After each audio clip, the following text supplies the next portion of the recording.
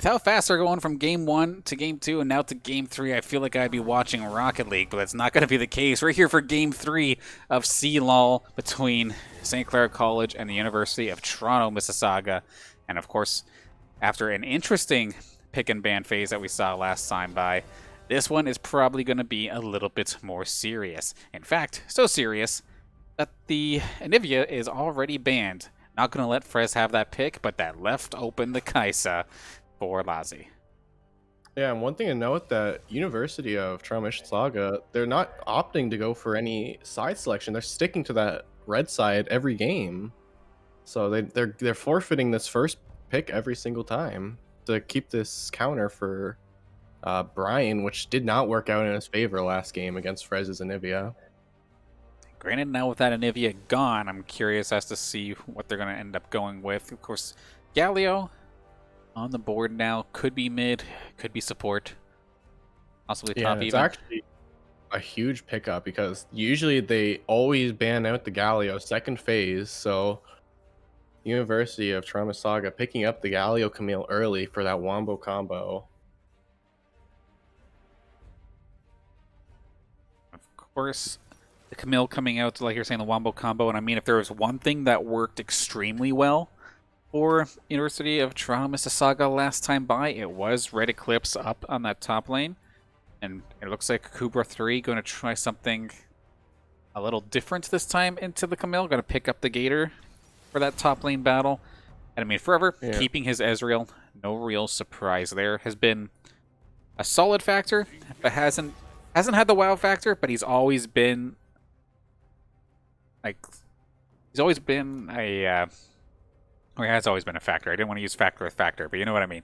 He's always been a factor at the end of the games, specifically. But looking like St. Clair's sticking to their game one comp almost, having the same 3 picks in the same order actually, wanting that Sejuani and Renekton to stack the Sejuani passive, but throwing in the Talia ban for that jungle. Side of Toronto Mississauga gonna pick off the Braum and Leona the second round. They don't want to deal with Miansfo's Braum 3 rounds in a row. And what's the last ban gonna be for St. Clair? I've taken 2 shots at the support pool with that Braum and Leona taken off. Explosion Act tried the Leona last time. It's like, you know what? I'm not really feeling this. Let's just take it off the board. And then the Kindred as the final ban here, targeting towards Marcelesny's jungle. Yeah, it's definitely a bigger pick here. They're opting to ban the Kindred over anything else as they believe it's going to be a huge threat. And they're going to opt in for that Udyr, leaving mid lane to counterpick Frez again. Ooh, almost going for the Trundle there, but they're thinking about it. To that.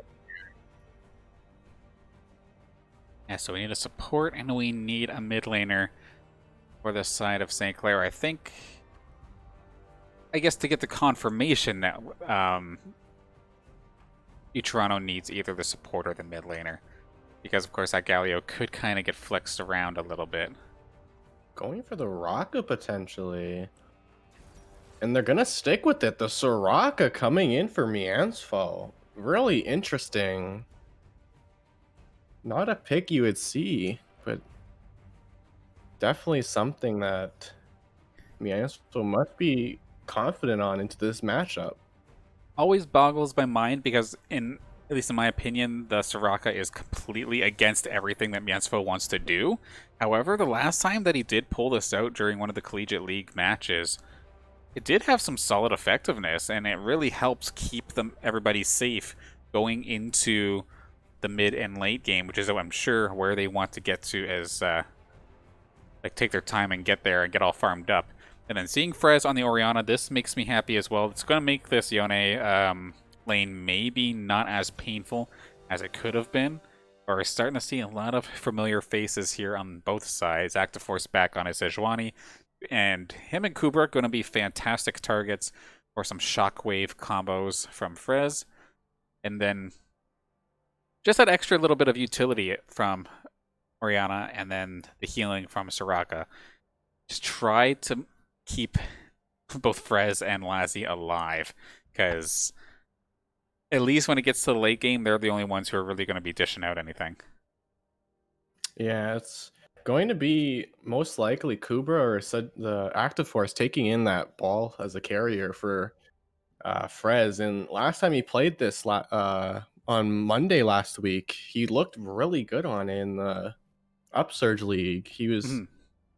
I don't think he even died that game. He hitting massive format shockwaves almost every time, and really excited to see what he's going to pull out into this Yone that tore through the team in the first game. It's definitely going to be something to look for. Absolutely, because I'm kind of nervous here for the St. Clair squad, because a lot of these champions I was saying before, the familiar faces of sorts, are here. You've got Camille again or Red Eclipse. We've seen this work already. Granted that they didn't win that game, but they absolutely destroyed that top lane. The Udyr again was an absolute nuisance to deal with in game number 1. Granted, it took them maybe a little bit longer to clean up and finalize that game 1. Maybe like really took their time with that, but was still an absolute unit in the end. Brian's Yone, we seemed essentially super effective during game number 1. Really made Lassie, Frez, basically everybody's life extremely difficult. Being able to blink all over the place, it felt like, and then just do chunks and chunks of damage. And then Forever, he's just comfortable. He's on his Ezreal. He's doing his thing. He'll be a factor, and just let me farm, let me do what I gotta do. And now he's got Explosion Act, who's going to be picking up the Galio, which is usually a champion that Saints don't like dealing with. So I'm a little bit nervous for St. Clair, but I feel like they've at least drafted the tools necessary to turn this one into their favor. But it's going to take a little bit of execution. Not as much as the speed tank style that we saw from University of Toronto, Mississauga in Game 2. But it's still going to be a little execution heavy, I feel. Yeah, if I'm Kuba right now, my hands are shaking. I'm wiping my sweat off my forehead because I see that Udyr and I know where he's gonna be all game. So, but with the Udyr top lane, it actually opens up bot lane a bit more with the Soraka, because having that Soraka, it's really putting a tax on the ADC. He's having to get the executioners early, so Soraka isn't doing as much, but is really giving that lane a bit more sustain with the healing and overall global healing if they dive ever onto Cooper like they have been for the past 2 games. And usually trying to deal with Soraka, you have to burst her from the most part. Otherwise, you just kind of heal back up, and then, sure, she loses some mana, but you've probably lost some HP in the meantime trying to do that trade, and you just lose out in the long run. May not be the most threatening, but it just doesn't go down. But at the same time, though, Ezreal, not too bad in regards to burst to start things off at least. And as game goes on, can still be a strong like burst ADC when necessary. But then the Galio, I feel like he can pack a decent punch to start things off at least. Otherwise, he just becomes an absolute wall, and you can never disrespect the taunt. Yeah, and he's definitely going to be their main engage with the Camille, and definitely going to be something to watch for from that early game.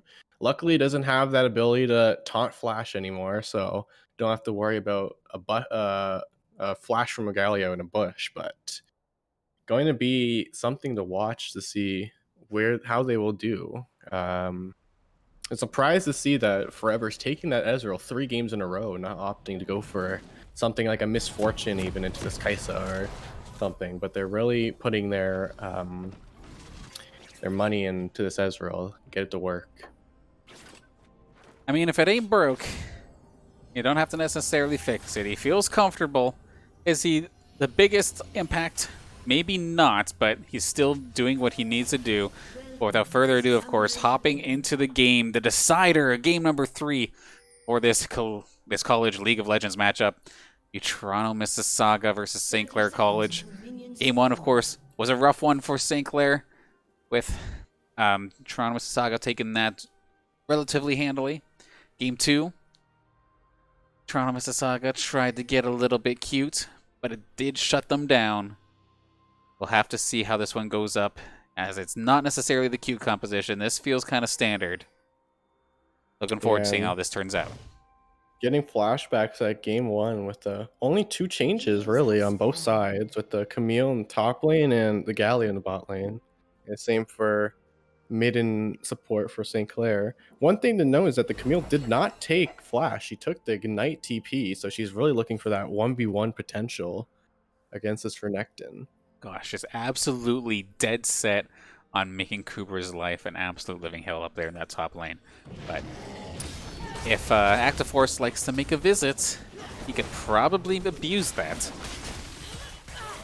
Yeah, and one thing to know is that this is going to be the first game that they're actually going to use that Moonstone, which I'm assuming the Rock is going to have. So it's going to be actually very, very big healing coming out of Mansfell if he doesn't get jumped on. So if you don't take care of this Soraka in team fights, you're basically just going to have to forfeit the game. Yeah, so a little taunt, but just a little bit of poke damage, nothing that Mansfell can't shake off. But the Moonstone, this is something that I've been hearing pretty consistently throughout any of the Pro Series, and as well here in the collegiate scene. As you see, we're taking a little bit of poke damage. Can you give me a rundown exactly what makes this Moonstone so crazy, and why it could be the reason we're seeing a lot more healers? Yeah, so this Moonstone is just really a big factor in a lot of these pickups. The Lulu top lane, the Ivern jungle, and even Lilia and Nidalee going Moonstone. It's just the healing ability that they have. It increases how much they can heal you over time. So with Soraka being able just to heal you every 2 seconds, the more she heals, the more she's just gonna get it out. Just you could have a 1 HP Renekton, he'd be back up in 5 seconds. Makes sense. That makes sense, and of course, Soraka, the lower your health is, the faster she runs at you. So the mobile ambulance of sorts. Yeah. Keeping everybody all topped off, and if those heals are boosted, again, it's burst or nothing, because sustained fights you're just gonna lose. Oh, it looks like Cooper may be getting a bit greedy here for this, but they're gonna take down Red Eclipse potentially. And they're gonna get first blood on Red Eclipse, but they're gonna trade it back. Cooper's gonna lose his life to Marcel. And it's gonna be a 1-for-1. Both flash on Active Force and Cooper gone. A little It's gonna be the double TP. They're actually gonna pick up Active Force here, and Cooper is just wondering where my jungler went. Yeah, Active Force went back in, and at that point, I think you just run under your turret and hope. Because as soon as you see that TP come in, you're probably going to expect that you're going to be in for a world of hurt. And yeah, I can understand where they're coming from. They were hoping they could get the TP in, but Camille had it in before Renekton, and just they bursted down too far before Renekton even got there. And it's going to be probably very similar situation to what we saw during game 1 and 2, where Kubra is just going to have an absolute tough time here in the top lane, in a position where he may have to even go back again, considering how often we've seen Red Eclipse get aggressive with them. Yeah, you really don't want to be in this top lane anymore. You just hoping though it gets to 15 minutes before you die again, but probably not going to be the last time you see Marcel in that top lane with Red Eclipse. This is when you wish that the lane swap meta was still a thing, right? Yeah, this is one of those times where, oh, Cooper almost getting one shot by the Camille there. If she was greedy, she could have actually just taken the kill, but gonna opt for the tower plates instead, forcing Cooper out. 20 CS down now. Yeah, unfortunately there for Kubra. This has just not been his series. Red Eclipse has had his number on pretty much every single occasion in this lane, and he's been basically, other than game 2, game 1 was absolutely rough. That's the Pantheon game. He was at least able to help make plays, but it's going to be a little bit more difficult considering the, not the lack of mobility, but you're not diving from across the map to try and help make a play. This Renekton is a little bit slower in that regard, and a little bit weaker, so Cooper Yeah, having a hard series, to say the least. definitely focusing all their attention top lane. I don't think the only time they've really shown bot lane is in when everyone TPs for 5v5. But Marcel actually going for this early drag here, the first of the series that University of Toronto Mississauga is going to pick up. But that's actually a huge knock-up and follow-up from Active Force. It's gonna burn Brian's flash. Huge shockwave coming in from Frez, catching him mid-ulti. That was actually like perfect timing. Pulled him right out of it, but unfortunately, with Marcel Leslie showing that he killed the dragon, he was close. But here we go again. Nice taunt though. That's gonna shut that down. Yeah, it's huge from Explosion Act to catch Lazi in the taunt there, or he would have flashed on top of Forever. But a minor misplay from Forever, kept getting caught in the silence from Soraka.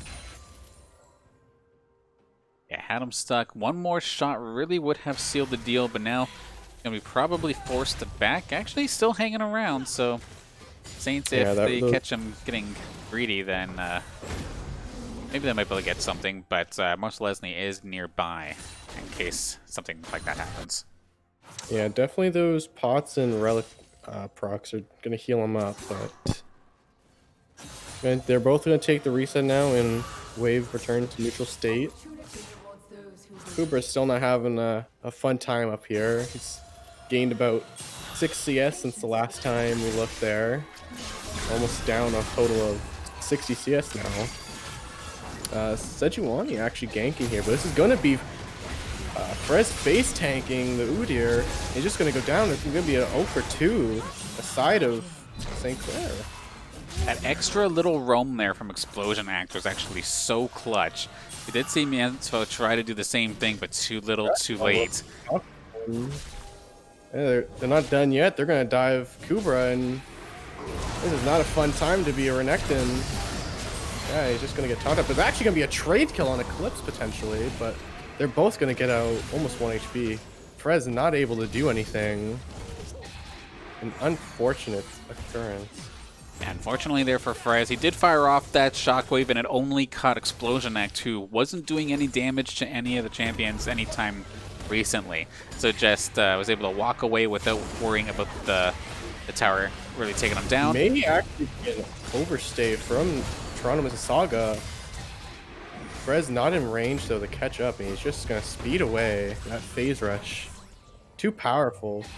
They're not done yet. This may be overstay though. It's actually going to be Brian wasting his ult. You get out.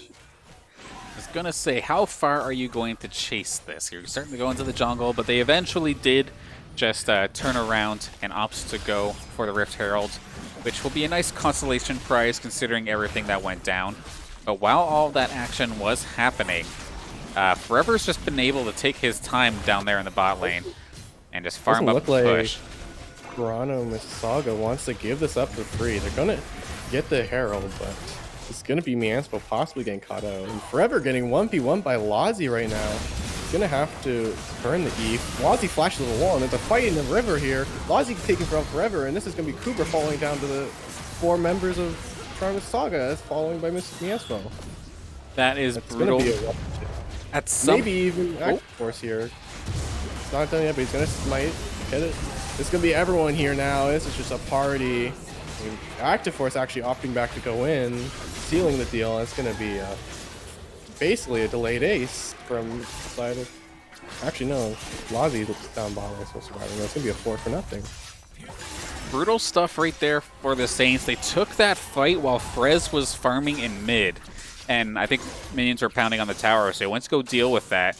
And imagine having that extra utility of the Orianna ball, that extra shield, all that AoE damage. When they were all clumped up in that bush right next to the river, that would have possibly been at least a deterrence to try and keep that going. But unfortunately, it was all gone. And by the time that lane was cleaned up and Frez was able to get there, everybody was basically dead and was still like healthy enough to keep on diving. It was a rough time all around there after that. So a huge team fight win. Going to put the Saints like 6,000 behind almost. Yeah, it looks like they're trying to play top lane to possibly burn Camille's TP, but she's not gonna fall for it. And they're gonna give some money over to Cooper here. Catching Brian out on the rotate. Actiforce trying to 1v1 him, 3 levels down. And that's actually just gonna be Cooper falling again for the 4th time this game. And actually, it's actually getting worse. That's gonna be, that's gonna be an 0 for 3 with the Wombo combo. This is just getting more brutal by the second.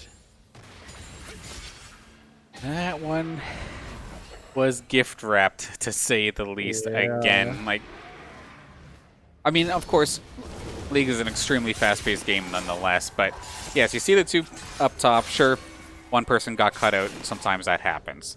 But to instantly turn your focus to the crap when nobody except the bot lane was like showing up there, all you saw was Forever on the minimap, is a overzealous play, to say the least there. And unfortunately, Saint's paying for that big time.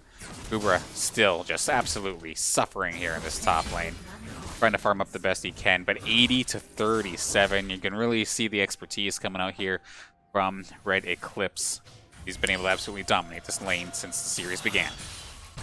Yeah, it seems like they're playing back to how they were in game 1, with this Yone getting ahead.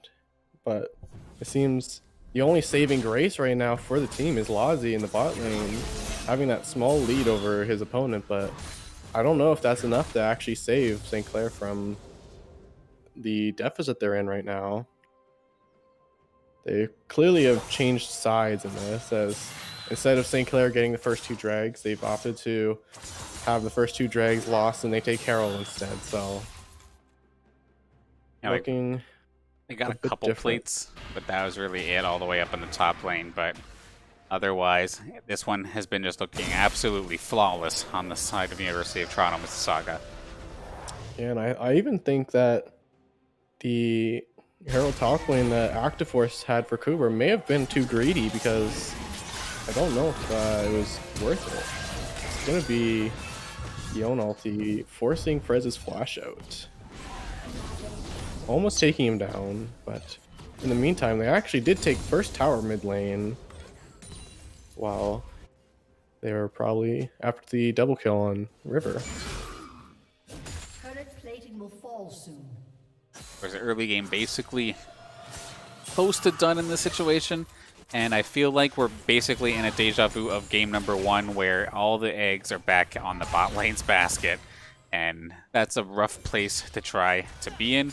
Granted, at least this time here, Frez on the Orianna has a little bit of extra playmaking potential and isn't strictly like crowd control kind of focus like the Anivia sometimes can be, but it's still a rough time nonetheless. 84 CS compared to 119, and when you're finding yourself caught out pretty consistently, a shockwave or not is not going to change the difference here, as the rest of the Saints come running into the mid lane to see their fallen comrade. Basically a drive-by in the mid lane just keeps on happening here. Frez having himself a bad day, to say the least. Yeah, it's definitely looking like he's playing that game 1 again, just on a different champion. Having that 0-4 scoreline, just not having a fun day against this Yone. But it's definitely looking pretty rough for the side of St. Clair, being down 9,000 gold and 2 towers. Make that 3 now. It very well could just be something in regards to the matchup, because of course when it was the Twisted Fate, like, Frez looked right at home. But there's something about this assassin playstyle of Brian's Yone that is just irritable to deal with. I could only imagine 0-5 and 0 in this situation, all 5 of those being depths, of course. Definitely a rough time. I don't care who you are. Brian's just on fire today. Yeah, that's definitely rough for Frez. He got killed under tower through a Soraka ulti too. Just unstoppable on this Yone, Brian is. That was without ulti too. Yeah, it's not like he's like super overextending. He's trying to farm under turret, and then Brian is just I see you, I kill you basically in this situation. 5 kills already in this game. Some nice bounties on the side of University of Toronto, Mississauga, which could be a turning point if collected. But even looking at Marcel Lesney, just absolutely on fire as well. 4 kills, no deaths, 8 assists, absolutely all over the place. Has been a part of every kill except 2. Yeah, it's definitely looking like they're trying to seal the deal here with this game. Not giving St. Clair anything but 2 kills. Herald spawning now, and looks like they're looking to get it on the side of Toronto Mississauga. One thing to know is that Lazi has not been a part of one of these fights yet, except for a solo kill bot lane, but we get to see how he will be when it turns into a 5v5. If he'll make a difference. Yeah, that's going to be the saving grace, or the straw that breaks the camel's back, basically. Does he live enough to deal as much damage as possible when we get towards these late game scenarios?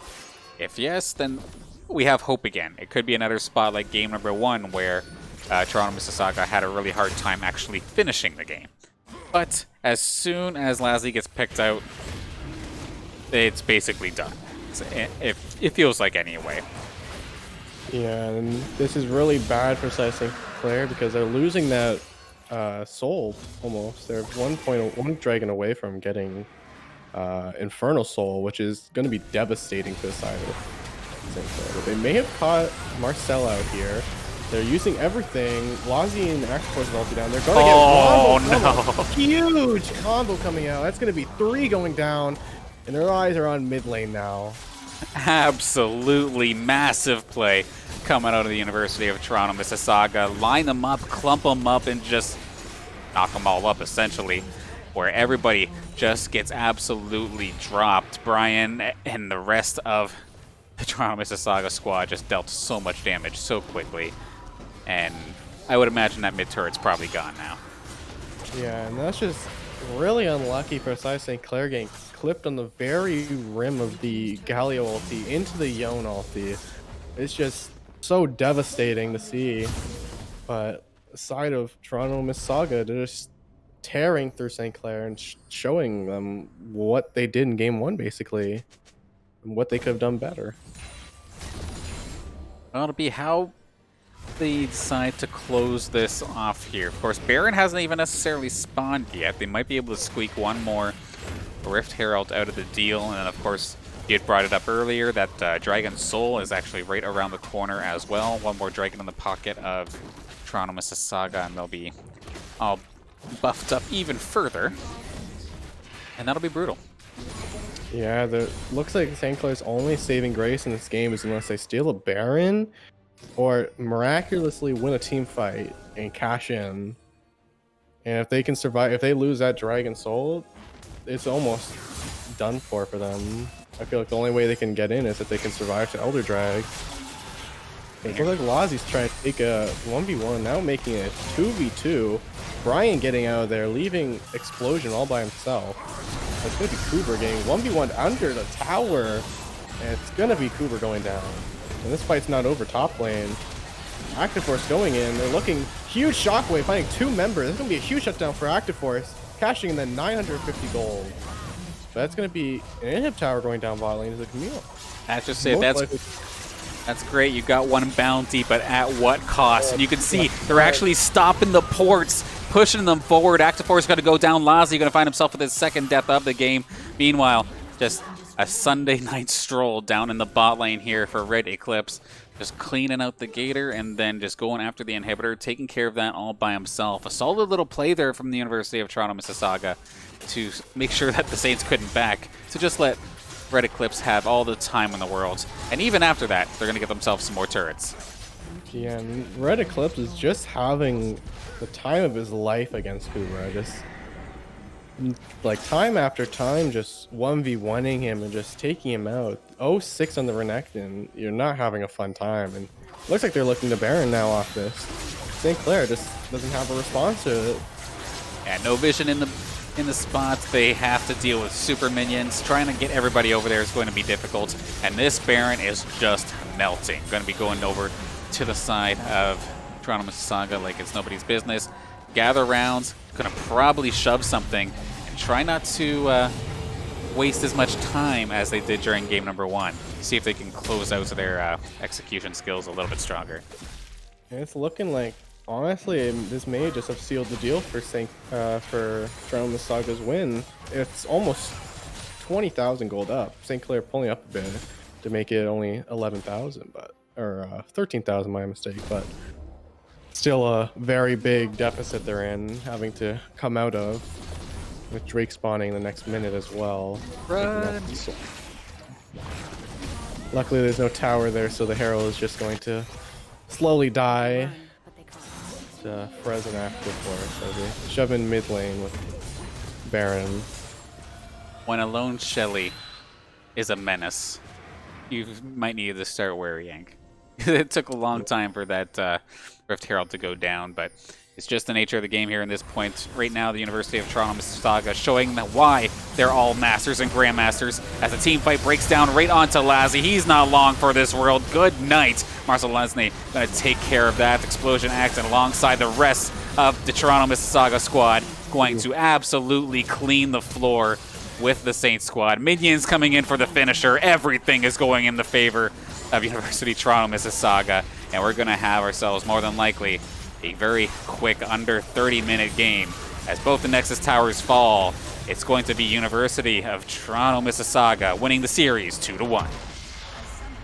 Yeah, and well played by University of Toronto Mississauga there. Only giving up 3 kills the entire game. Not a single objective was taken by St. Clair except for that first Rift Herald. But what a stomp of a game that University of Toronto Mississauga had. They have to be feeling really good about that win. Absolutely. And then on paper, when I had seen the matchup and whatnot, this was kind of the kind of game that I was worried about. It's how does Toronto Mississauga finally get their lead and then close in on it? They finally did exactly what I was expecting them to do from the start. Because game 1, they won, but it looked sloppy. Game 2, okay, they got cute. They tried something and it didn't work. Game 3, okay, that just looked exactly what I would expect out of a Masters, Grandmasters kind of team.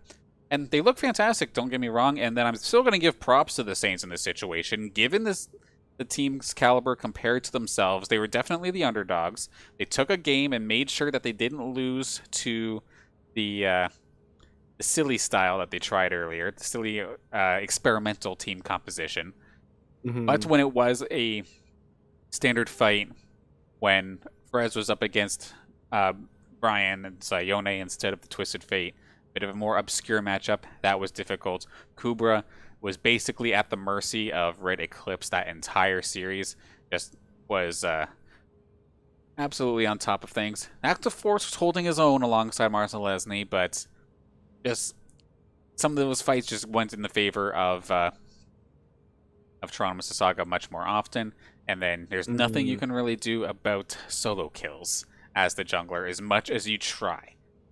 And then Lazzy, Miansfo, they kind of just tucked their head between their knees and farmed until the late game, where they did have some standout moments, absolutely. They made some plays, but it was just all on their shoulders in regards to damage for the most part in game 1 and 3, and you get caught, you're done. Yeah, it's definitely a very big win in that third game. It's basically this first game, but they cleaned up a lot of the sloppiness they had, like you said. I do think that they did try and go back to that same level of draft in the first game. They wanted that Kaisa, which is pretty strong, but then they thought, let's try the Sejuani, and this time they took Soraka. So they tried that Sejuani to Udyr, and it didn't work out as they planned, and they sadly didn't come out on top in that game. And with the Soraka pick, we were mentioning earlier too, you beat Soraka by bursting. And I mean, when you're that far down, it is so easy just to get blown up, regardless of who you are. You be the tank, and you still lose all your HP extremely quickly. They definitely did that by bursting them. Absolutely. But with that, we'll be closing out very shortly. First off, I do want to give a big thank you to the sponsors, of course, that do make this all happen, being St. Clair College, Zechelman School of Business and Information Technology, PC Outlet, the St. Clair College Alumni Association, and the St. Clair SRC, and of course, Tim Hortons. Big thank you for sponsoring the St. Clair Saints varsity esports team and making this all possible. Again, a big thank you to everybody for tuning in. I see about 20 some odd people in chat and whatnot in the chat. Whether you're here for the University of Toronto, Mississauga, or here for the hometown crowd of St. Clair, always a pleasure broadcasting to all of you. And thank you for supporting your team and your stream. And then big thank you to Matt, of course, for his first cast. How'd you enjoy it?